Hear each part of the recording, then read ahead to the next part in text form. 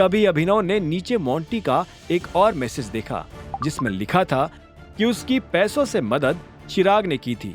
चिराग का नाम पढ़ते ही अभिनव की नाराजगी और भी ज्यादा बढ़ गई। वो मोंटी को फोन लगाने ही वाला था कि इसी वक्त उसके पास मायरा आ पहुंची। सर, मैंने उस साइड भी चेक कर लिया है, स्टॉक्स बराबर है। अभिनव ने उसकी ओर सिर हिलाकर कहा, ठीक है, तुम फिलहाल यही रुको, मुझे ऑफिस से कुछ फाइल्स लेकर आनी है। I will get back to you, okay?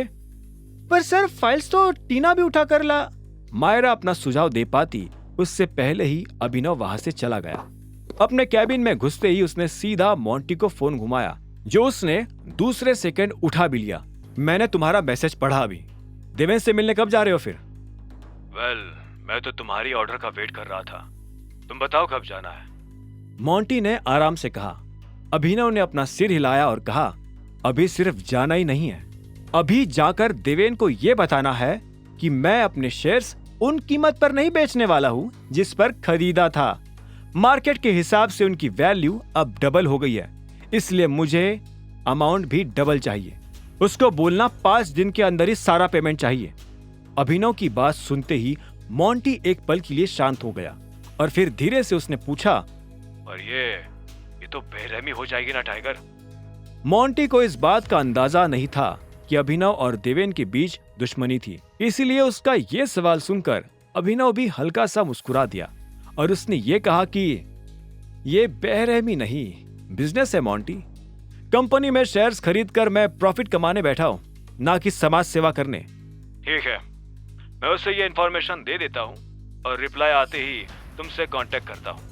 Monty के आखिरी शब्द सुनते ही अभिनव ने फोन काट दिया और इसी वक्त उसे कैबिन का दरवाजा खटखटाते हुए सुनाई दिया। उसने उस कांच में से देखा कि बाहर एक लड़की खड़ी थी। कम इन। सर, मिस्टर अकरम आपसे मिलने आए हैं। टीना ने थोड़ा अंदर आकर कहा। अकरम का नाम सुनते ही अभिनव थोड़ा हैरान हो गया। उसे लगा नहीं था कि अकरम उसके ऑफिस ही पहुंच जाएगा और वो भी बिना बताए। ठीक है, उन्हें अंदर भेज दो और तुम वेयरहाउस चली जाओ। अभिनव का ऑर्डर सुनते ही टीना कैबिन के बाहर चली गई और अकरम दरवाजा बंद करके अंदर आ गया। तुमसे आजकल मुलाकात ही नहीं हो पा रही है, क्या बात है? कुछ दिनों पहले अलायना भी इसी तरह आ गई थी। अगर ऐसा ही चलता रहा तो स्टाफ को लगेगा ही नहीं कि मैं बस एक सीधा सादा आम मैनेजर हूं। अभिनव ने हंसते हुए कहा, हैव अ सीट। चिंता मत करो, मैंने तुम्हारे एम्प्लॉय मायरा को इन्फॉर्म कर दिया था कि मैं यहाँ कुछ सीसीटीवी कैमरा खरीदने के लिए मीटिंग करने आया हूँ। अकरम ने मुस्कुराते हुए अभिनव को दिलासा दिया। अभिनव भी जवाब में मुस्कुराकर बोल पड़ा, बहाना तो ठीक है अकरम, लेकिन तुम अचानक यहाँ पर? कुछ समझ नहीं आया। अभिनव ने फीकी मुस्कान के साथ पूछा। बात अर्जेंट है टाइगर। कल रात मैं डॉन से मिला और उसने मुझे सब कुछ बताया कि तुम्हारे और उसके बीच क्या हुआ है। अकरम ने सीरियस होकर कहा, जिसके साथ ही अभिनव ने भी गुस्से में कहा, उस जानवर को मैंने रुकने के लिए कहा था अकरम, पर वो माना ही नहीं। मुझे तो ये समझ नहीं आ रहा है कि इस तरह के भद्दे लोग हमारे ग्रुप में क्यों घुसे हुए हैं। शांत हो जाओ टाइगर। सबसे पहली बात तो तुम्हें इस तरह अपनी आइडेंटिटी बताने की क्या जरूरत आन पड़ी थी? अरे मुझे कॉल कर लेते एक बार को तो मामला वही सेटल हो जाता। तुम भी जानते हो तुम्हारे लिए अभी टाइगर बनकर बाहर निकलना कितना रिस्की है। अकरम को थोड़ा गुस्सा भी आ रहा था, लेकिन वो टाइगर के सामने गुस्सा निकाल नहीं सकता था। उसकी बात सुनकर अभिनव ने अपना सिर हिलाया और फिर खिड़की की ओर नजरें घुमाकर कहा, मैं तुम्हें कॉल करने वाला था अकरम, पर सिचुएशन काफी बिगड़ गई थी। अगर 1 मिनट की और देरी होती तो मैटर हाथ से निकल जाता। आखिर ऐसा क्या मैटर हो गया था टाइगर? अकरम ने पूछा। अभिनव ने एक गहरी सांस ली और फिर कुछ सेकंड्स तक चुप रहने के बाद कहा, अगर 1 मिनट और लेट हो जाता तो वो दरिंदा पता नहीं उस बेचारी के साथ क्या कर बैठता।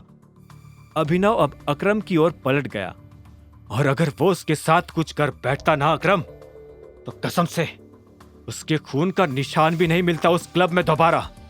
अभिनव को अपनी ओर घूरते देख अकरम भी अंदर ही अंदर डरने लगा था। उसे महसूस हो गया था कि इस मैटर को टाइगर छोड़ने वाला नहीं था। हालांकि फिर उसे यह भी लगा कि अभी कुछ भी हरकत करके टाइगर दुनिया के रडार में आ सकता था। अब अकरम क्लब वाले उस मैटर को लेकर क्या करने वाले थे? अभिनव डॉन को किस तरह की सजा देने वाला था? क्या चिराग का 50 करोड़ की अंगूठी वाला झूठ अनन्या के सामने ज्यादा दिनों तक टिक पाएगा? क्या होंगे इन सभी सवालों के जवाब? जानने के लिए सुनते रहिए आगे की कहानी जानने के लिए देखें अगला एपिसोड सिर्फ पॉकेट एफएम के यूट्यूब चैनल पर, और द रिटर्न ऑफ टाइगर के सारे एपिसोड्स को सुनने के लिए डिस्क्रिप्शन में दी लिंक से डाउनलोड करें पॉकेट एफएम ऐप।